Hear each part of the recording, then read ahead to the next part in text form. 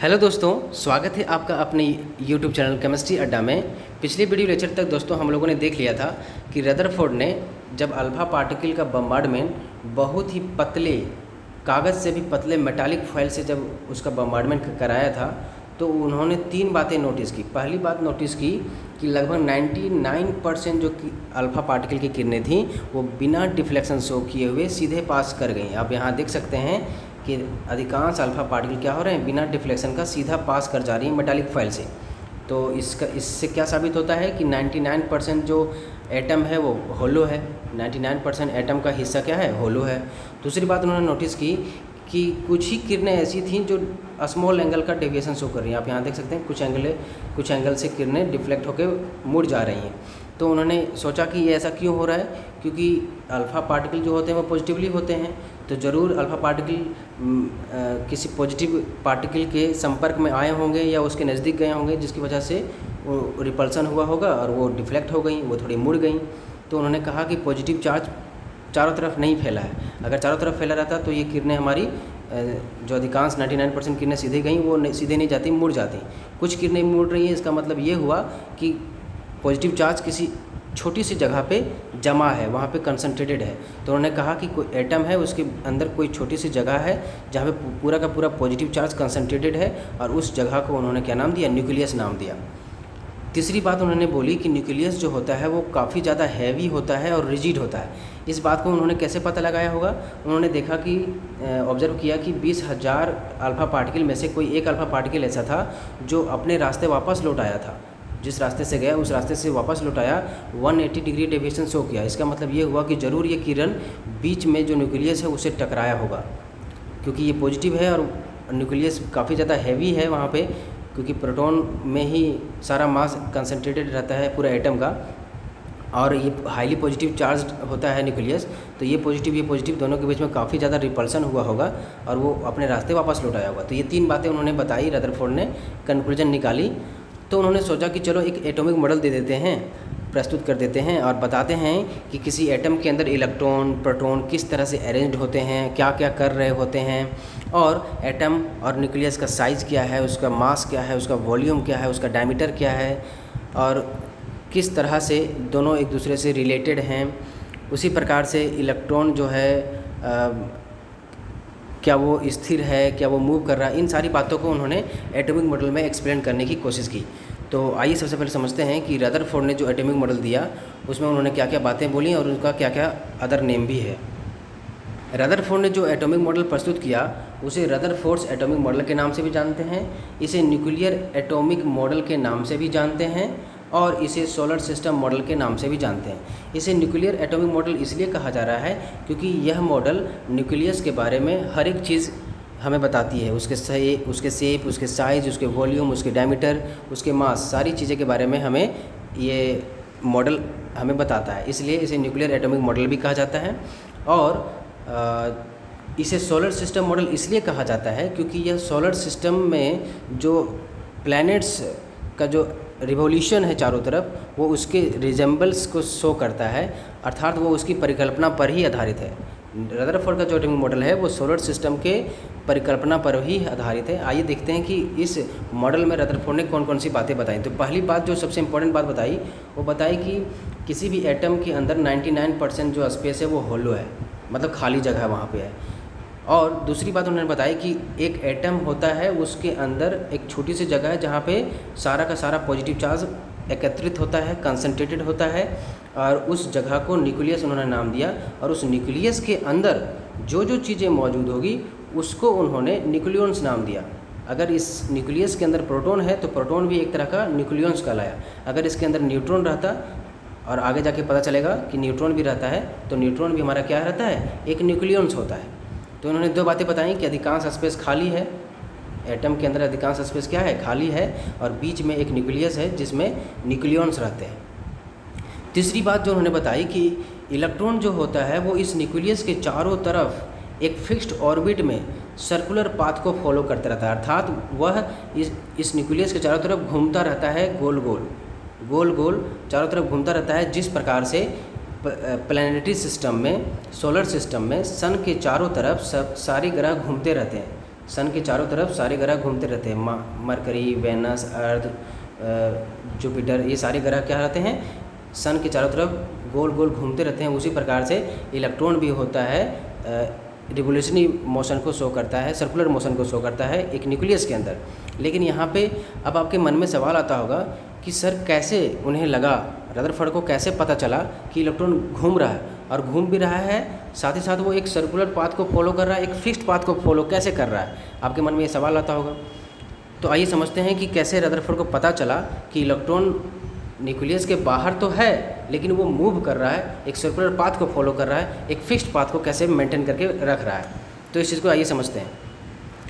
जब कोई positive charge किसी नेगेटिव चार्ज के संपर्क में आता है, या कोई दो चार्जेज आपस में संपर्क में आते हैं, तो दोनों के बीच में एक फोर्स ऑफ अट्रैक्शन लगता है। मान लेते हैं दोनों के बीच का दूरी r है, तो दोनों के बीच में एक इलेक्ट्रोस्टैटिक फोर्स ऑफ अट्रैक्शन लगता है। इसे आप हायर स्टडीज़ में पढ़ेंगे।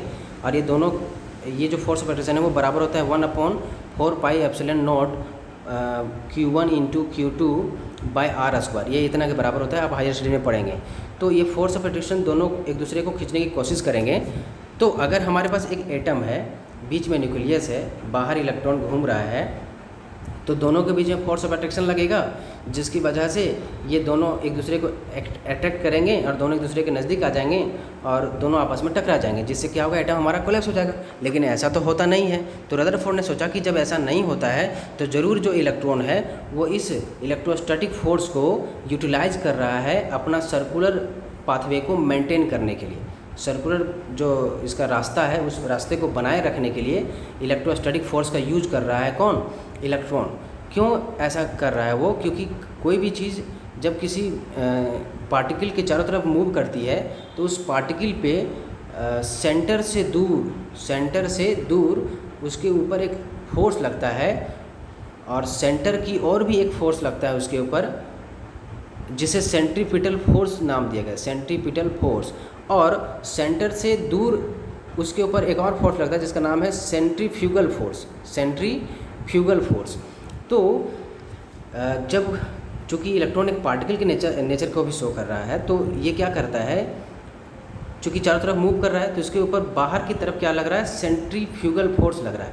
तो यह सेंट्रीफ्यूगल फोर्स इस इलेक्ट्रोस्टैटिक फोर्स को बैलेंस कर देता है, यानी कि centrifugal force is equal to electrostatic force, और ये दोनों इक्वल हो जाते हैं, जिसकी वजह से ये जो इलेक्ट्रॉन है वो इसकी तरफ अट्रैक्ट नहीं हो पाता, इस पॉजिटिव की तरफ अट्रैक्ट नहीं हो पाता, और ये एक सर्कुलर पाथवे को मेंटेन करके रखता है। अगर ये सेंट्रीफ्यूगल फोर्स नहीं रहता तो ये ऑब्वियस था कि इलेक्ट्रॉन इससे अट्रैक्ट हो जाता है इलेक्ट्रोस्टैटिक फोर्स ऑफ अट्रैक्शन के द्वारा। लेकिन सेंट्रीफ्यूगल फोर्स होने की वजह से ये इलेक्ट्रॉन अपना एक सर्कुलर पाथवे को बनाए रखता है। इस पाथवे को ही रदरफोर्ड ने ऑर्बिट नाम दिया। तो सबसे इम्पॉर्टेंट बात, उन्होंने ऑर्बिट की कल्पना हमारे सामने रखी कि जिस पाथवे में, जिस सर्कुलर रास्ते से इलेक्ट्रॉन घूम रहा होता है, उस रास्ते को उन्होंने ऑर्बिट नाम दिया। जिस तरह से आप यहाँ इस पिक्चर में देख सकते हैं कि बीच में हमारा न्यूक्लियस है और चारों तरफ इलेक्ट्रॉन जो है वो रिवॉल्व कर रहा है एक पार्टिकुलर ऑर्बिट में, जिसे पार्टिकुलर सर्कुलर पाथवे में, जिसे उन्होंने ऑर्बिट नाम दिया। तो ये चार बातें हो गई। पहली कि अधिकांश स्पेस होलो है एटम का, न्यूक्लियस उसके बीच में रहता है, उसमें प्रोटॉन्स रहते हैं, और वह इलेक्ट्रॉन जो है वो न्यूक्लियस के चारों तरफ एक सर्कुलर पाथवे को फॉलो करता है, जिसे ऑर्बिट कहा जाता है। अब उन्होंने एटम के साइज़ के बारे में क्या बात बताई, उसको समझते हैं। तो सबसे पहली बात, उन्होंने डायमीटर ऑफ न्यूक्लियस और डायमीटर ऑफ एटम के बीच कंपैरिजन किया। डायमीटर ऑफ एटम और डायमीटर ऑफ हमारा जो न्यूक्लियस है उसके बीच का रेशियो निकाला उन्होंने। डायमीटर ऑफ एटम जो है जनरली 10⁻⁻8 के रेंज में रहता है, और न्यूक्लियस का जो डायमीटर है वो जनरली 10⁻13 के रेंज में होता है। दोनों को डिवाइड करेंगे तो 10⁵ आएगा। अर्थात इससे ये पता चल रहा है हमको कि जो डायमीटर है एटम का वह 10⁵ यानी कि 1 लाख गुना ज़्यादा बड़ा है डायमीटर ऑफ न्यूक्लियस से। आप इस चीज़ से अनुमान लगा सकते हैं कि न्यूक्लियस कितना छोटा होगा। मतलब अगर न्यूक्लियस हमारा 1 मीटर है तो हमारा एटम का डायमीटर 1 लाख मीटर होगा। आप समझ सकते हैं कितना बड़ा ये वैल्यू है। इसी तरह से अगर हम लोग इसके साइज़ की बात करें तो चूँकि डायमीटर हमारा 10 के पावर 5 गुना यानी कि 1 लाख बड़ा है, तो साइज़ ऑब्वियसली 10 के पावर 5 गुना बड़ा होगा। इसको इस तरह से समझते हैं कि हमारे पास एक प्ले ग्राउंड है, बीच में मान लेते हैं कि एक फुटबॉल है जिसका मान लेते हैं डायमीटर 1 मीटर है, तो जो प्ले ग्राउंड का जो रेडियस या डायमीटर रहेगा अर्थात उसकी दूरी जो रहेगी वो मतलब समझ रहे हैं कि कितना रहेगा, 1 लाख मीटर तक वो फैला रहेगा हमारा प्ले ग्राउंड। मतलब अगर हम यहाँ पे खड़े हैं और हमारी अगर डायमीटर की बात करें तो अगर 1 मीटर है तो हमसे 1 लाख मीटर तक जितना एरिया होगा सर्कुलर एरिया वो हमारा एटॉमिक साइज़ को रिप्रेजेंट करेगा। तो आप समझ सकते हैं कितना बड़ा एटम का साइज़ है न्यूक्लियस की तुलना में। न्यूक्लियस बहुत ही छोटा है, बहुत ही नेग्लिजिबल है इन कंपेरिजन टू एटम का साइज, बहुत ही छोटा है। तो यहाँ तक हम लोगों ने साइज़ को देख लिया कि साइज़ जो है लगभग 1 लाख टाइम्स छोटा होता है, न्यूक्लियस का साइज़ 1 लाख टाइम छोटा होता है एटम के साइज़ से।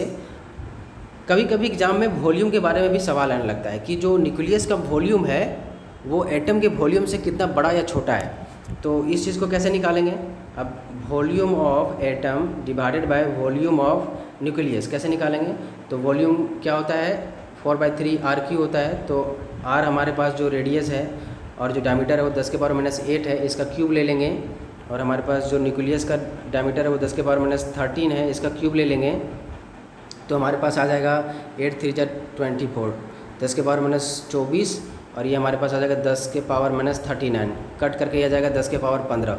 कभी कभी एग्जाम में ये पूछा जाता है कि जो वॉल्यूम ऑफ एटम है और वॉल्यूम ऑफ जो न्यूक्लियस है दोनों के बीच में क्या रिलेशन है। तो आप यहाँ देख सकते हैं कि जो एटम का वॉल्यूम है वो 10 के पावर 15, आप इसको शायद पढ़ भी नहीं पाए कि 10 के पावर कितना अरब खरब हो जाएगा, उतना ज़्यादा बड़ा है किससे, वॉल्यूम ऑफ न्यूक्लियस से। मतलब वॉल्यूम जो है न्यूक्लियस का वो बहुत ही छोटा है in comparison to volume of atom. 10 के पावर 15 गुना ज़्यादा बड़ा है हमारा एटम का वॉल्यूम।